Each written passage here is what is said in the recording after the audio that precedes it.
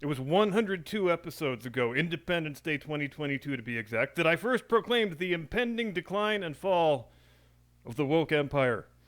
There wasn't any single watershed event that made me arrive at that conclusion, just more of an intuition than anything else, a feeling that we've finally crested the proverbial hill of madness and normal decent people are about to start deciding they've had just about enough of being told to celebrate other people's sex lives. Because we all know exactly how the drill goes by now, don't we? First they make you tolerate, then they make you celebrate, then they make you participate. And though the average man and woman on the street have prodigious reserves of apathy and inattention, those reserves are not unlimited. And even the most oblivious fool can tell when he's being hoodwinked in exactly the same way for the 15th or the 20th time. I also told you in that video that the cresting of that proverbial hill doesn't mean the battle is over, far from it, and it doesn't mean the collapse of industrialized wokesterism is a fait accompli. What it does mean, as I described at the time, is that we've reached the stage of the game where the powder is primed and the fuse is inserted and we're just waiting for the ignition source to present itself, which it did 60 days ago in the form of Dylan Mulvaney's ugly-ass face on a can of Bud Light. If I had told you at the start of April that by the start of June, Bud Light was going to lose over a third of its sales volume and fall off its perch as the #1 beer in America, would you have believed me? I suspect not. I'm not sure I would have believed me, even though I'm the one who predicted something like that was going to happen. But the swiftness and totality with which Bud Light has been reduced to a toxically unsellable brand has really been a thing to behold. And it's a fantastic object lesson in another thing that you've heard me say before, which is that your wallet is the most powerful vote you have, and the best and quickest way to affect large-scale societal change is by spending your dollars more judiciously and not giving your money to people who hate you and say they hate you and take evident pride in hating you. And how very gratifying it is to see people finally starting to figure that out, because it really does work. That is now a verifiably true fact about the world. And it's never been all that difficult to figure out where the tipping point is and how to get there. The tipping point happens when corporate America starts fearing the wrath of normal, decent people more than they fear the wrath of the alphabet mafia or the United Sex Perverts of America or whatever it is they're calling themselves lately. Because here's a big news flash. There's a whole hell of a lot more of us than there are of them. And yes, the average man or woman on the street doesn't care a whole lot about the politics of the day. They don't care a whole lot about the culture wars. Most people who vote in presidential elections pay absolutely no attention to anything until a week or two before the election. And then they say, "What do you think, honey? Should we vote for the Republicans or the Democrats this year?" People like that, as I mentioned before, they have ample reserves of apathy and inattention. You can push them a hell of a long way before they start getting bothered enough to notice. But there's an easy way of changing that. Just start pushing adult sexuality on their small children. That'll do the trick. So when you start pushing gay porn and drag queens in the elementary school classroom, that will get the attention and earn the outrage of a lot of fairly non-political people who never even would have noticed or cared about the Bud Light fiasco.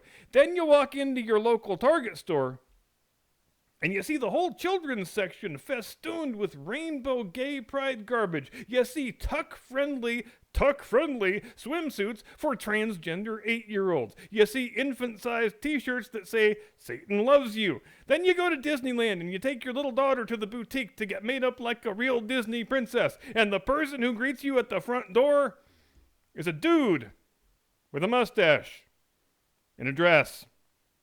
And once you've been smacked in the face like that a sufficient number of times, you start to say, it seems like corporate America really desperately wants to recruit my children into non-normative expressions of human sexuality.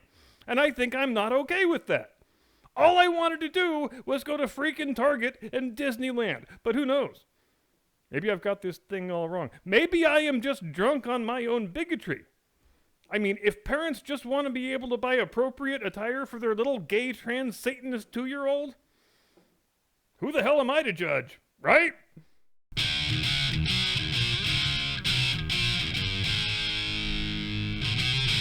From high atop the battlements of Castle Curmudgeon, where we are so anti-science, we still insist that boys have a penis and girls have a vagina. Good evening, Mr. and Mrs. America, and all ships at sea. Welcome to the program. I'm your eponymous host and humble servant. And let's just call things what they are, shall we? Bud Light is utterly ruined as a brand. There is no coming back from a public relations debacle quite like this one. To get Bud Light back to the number one spot that it just relinquished, it would take, at a minimum, rebranding the product and selling the company to a new, preferably US-based owner.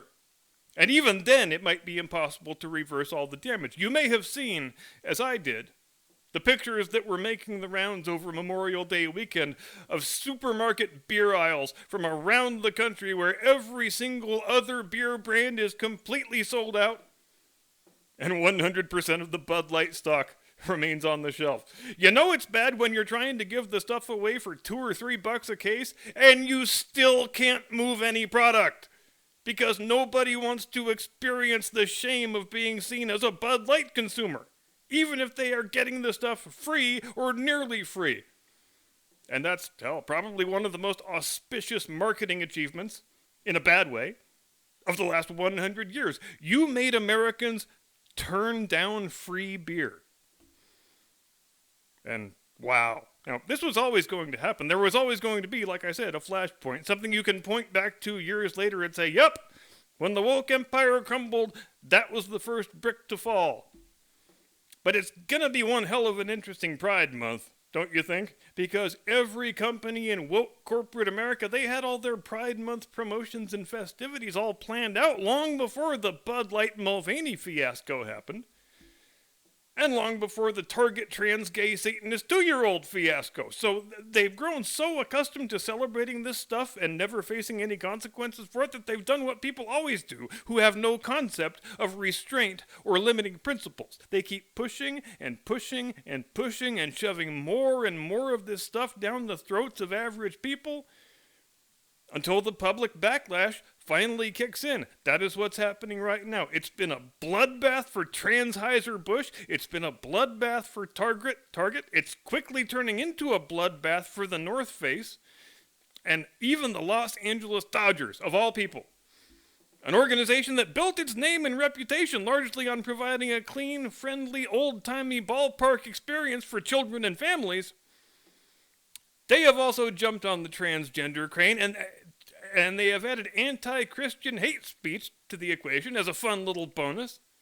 And this is maybe a fitting spot for a small historical anecdote that I think illustrates the journey the Dodgers have taken to get from point A to point B. Leo Durocher was the manager of the Brooklyn Dodgers in 1946. During that offseason, it became public knowledge that Durocher was living in sin with his mistress while also still married to his estranged wife. So, the Catholic Morality League of Brooklyn fires off a letter to Branch Rickey, the club president, and the letter says, look, we're all loyal Dodger fans here, but if you think your Catholic fans are going to buy tickets to see a ball club that's managed by a man who's living in a state of mortal sin, well, you, Mr. Rickey, have got another thing coming. So you can either fire the manager, or there will be an official boycott forthcoming. And what did Branch Rickey do?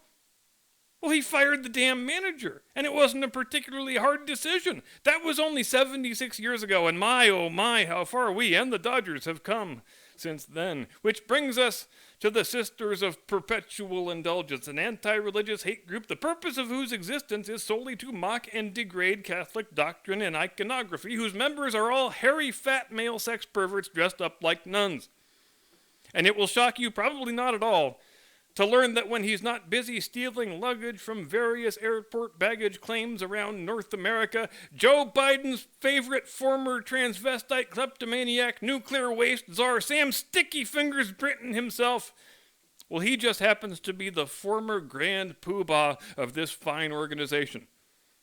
So when they were planning this year's promotional schedule, somebody in the Dodgers front office decided it would be a splendid idea to give a Community Hero Award to this group of disgusting perverts.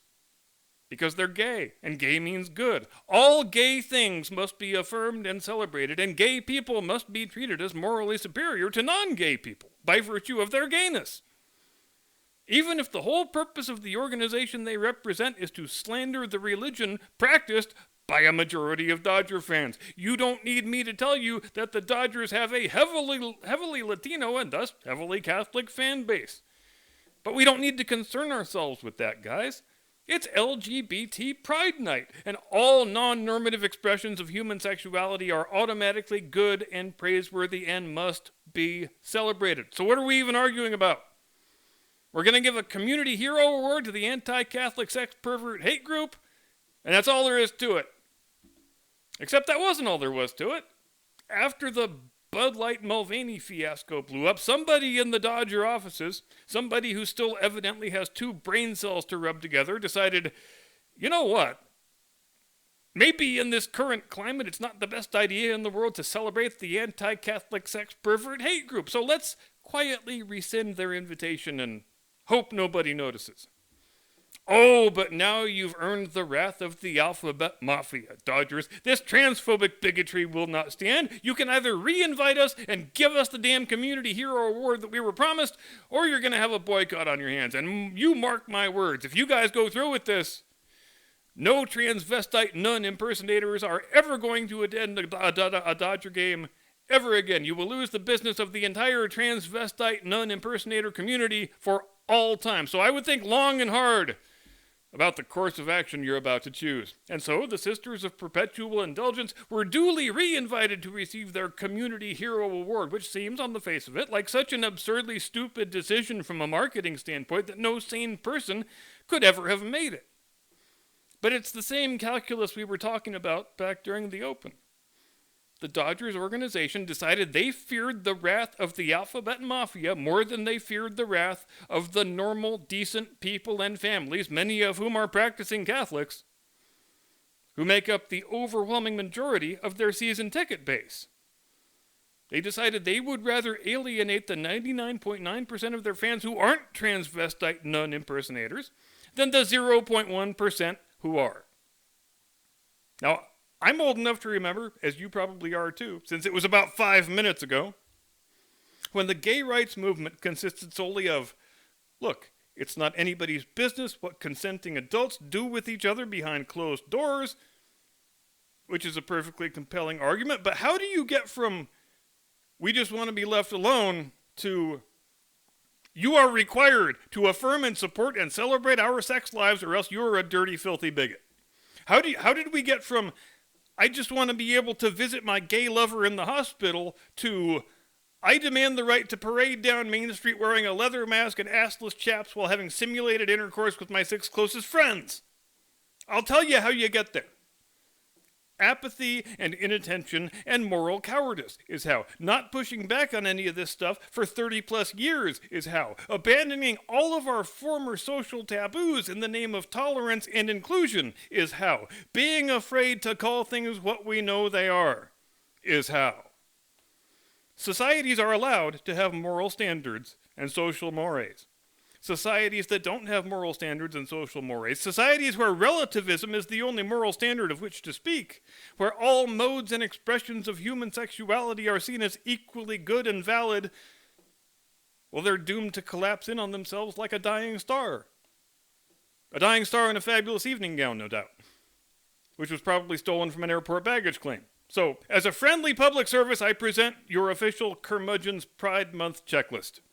Number 1. You are not required to approve of homosexuality. Number 2, you are not required to approve of transgenderism. Number 3, tolerance, acceptance, and celebration are not all the same thing. Number 4, you are allowed and encouraged to pose the following questions. What value does this stuff add to society? How does this make the country a better place? Why should we be seeking to normalize things that are, by every conceivable definition, non-normative? Number 5, it's perfectly okay to be a normal, decent person who thinks normal, decent things. You are not morally deficient if you instinctively recoil at the sight of a hairy fat dude in a sequined ball gown. The hairy fat dude in the sequined ball gown is the morally deficient one, and not you. Number 6, you are not a bigot or an istophobe for refusing to affirm or celebrate any of the things the alphabet mafia wants you to affirm and celebrate. Number 7, discrimination and prejudice are not bad things. Quite the opposite. They are essential life skills. Without them, we lose the capacity for differentiating good things in people from bad things in people. We should discriminate against bad, corrosive, unhealthy things, and we should be prejudiced in favor of good, healthy, virtuous things. Discrimination and prejudice are what separates a functioning civilization from an anarchic wasteland that defines itself by its capacity for hedonism and profligacy. Number 8, it can be easy to forget this, but LGBTQism is not a state religion, no matter how much our leaders try to make it be one. You are not required to display respect or reverence toward any dumb rainbow flag. Somebody gives you a hard time about it, here's how you shut them down. I'm sorry, but I don't wish to celebrate other people's sex lives. It's polite, succinct, correct, and truthful. And it is all that the real, actual tolerance requires of you or of any person. Normal, decent people have every reason to be optimistic today. After 30 years of ever-escalating woke leftist social tyranny, we can see that there is light at the end of the proverbial tunnel. The progress that's been made these last 2 months toward the goal of crushing corporate wokesterism once and for all should be an encouragement for all of us. But having said that, it took many years for us to get to this point, and the correction will not be accomplished within a matter of months or even years. It will take at least a decade to do it, and people will need to keep their eye on the ball that whole time. Dismantling corporate wokesterism is just one of the challenges that we have before us. Because where did corporate wokesterism come from in the first place? Well, it came from the Marxist indoctrination camps that we used to call our universities. It came from the Chinese communists flooding our higher education system with billions upon billions of dollars with a view toward ruining our society's social cohesion and wrecking it from the inside out, which they have had spectacular success in doing. It came from the proliferation of diversity and inclusion departments in every corner of American life. It came from the idiotic everybody must go to college model that we instituted in the early 90s. And it came especially from the federal government getting into the business of underwriting predatory student loans. But I guess that's a whole other topic for a whole different video, and we'll leave it there for right now. Thank you very much indeed for your kind attention. I hope you enjoyed the video. Have a great day and a pleasant tomorrow. I will see you next time. Do not comply. Get off my lawn.